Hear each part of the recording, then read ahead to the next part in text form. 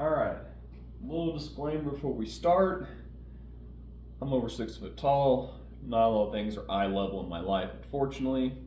Good news is, we have this whiteboard here that's going to help us and teach us about the ear and how it transfers and transmits sound waves. To understand this concept, we're going to start with the anatomy of the ear. So, the ear is broken down into 3 different sections. We have the outer ear, middle ear, and inner ear. Let's start on the outer ear and work our way in. So, the outermost portion is going to be this auricle. It's the skin-like flap we can all see hanging out the side of our heads. The superior portion is the pinna, and the inferior portion is the lobule. This is actually an elastic cartilage covered by skin. Best representation I can think of is like this glove. It's going to fit over something, give it shape and function, much like putting it on my hand. It adds a layer of protection as well. So the function that this little skin flap is going to do is to catch sounds and funnel it into your external acoustic meatus. To represent this, I have a funnel. It should be self-explanatory, honestly. So, just like your auricle, the external acoustic meatus is going to be elastic cartilage with a little bit of fat, and it's going to be surrounded by bone. These are 2 very important bones. It's going to give structure and protection to the more sensitive inner parts of the ear. I actually have some sandwich containers that I'm using as a representation for that, as it protects and secures my food every day. So I thought that was pretty clever. So you have the temporal bone, which is superior to the entire ear, and you have your mastoid bone, which is going to be inferior. Your temporal bone is going to be very important as the cochlea is secured into this bone. And we'll go more into the cochlea here in a second.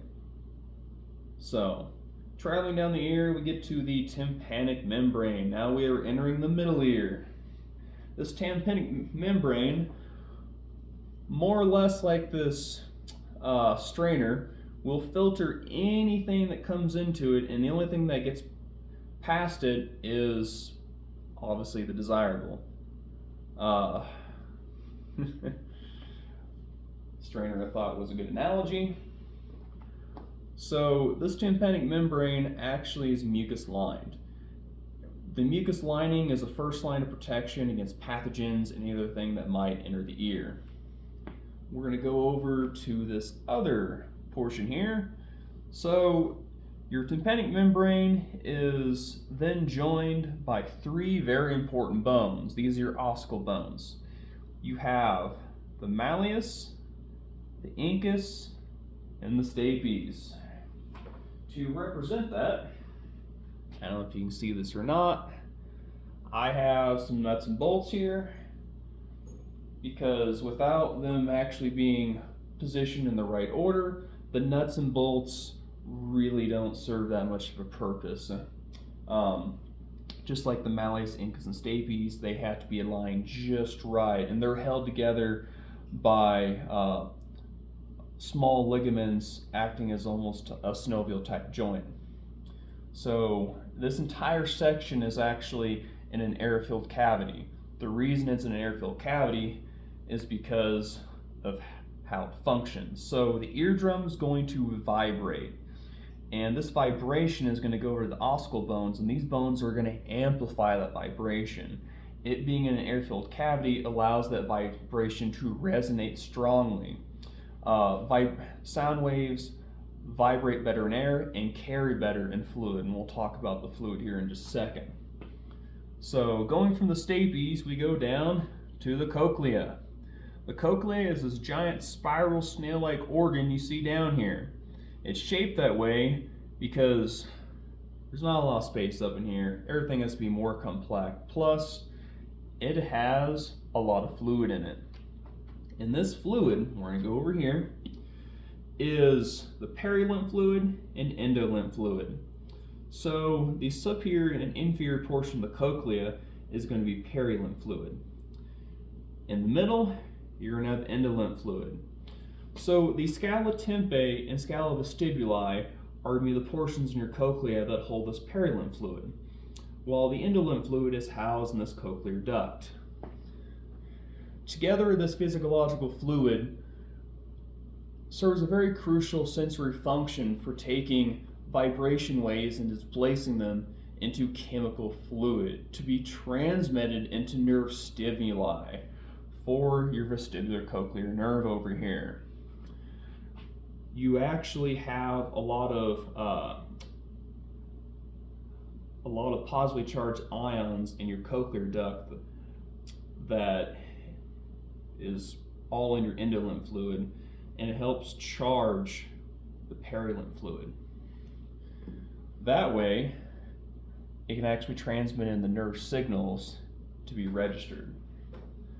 To represent the cochlea, thought about a battery. It's going to give a charge to actually create a function and a purpose, and so it can travel. And for the vestibular cochlear nerve, have a light bulb. Can't have one without the other. You need power to light the bulb. Just like you need the cochlear to take the sound waves and transmit it into a nerve stimuli. You actually have semicircular canals for your vestibular nerve, but that doesn't play a huge portion in what we're discussing, which is for sound to translate and transmit. This is more for, just like your Eustachian tube, for equilibrium and pressure equalization.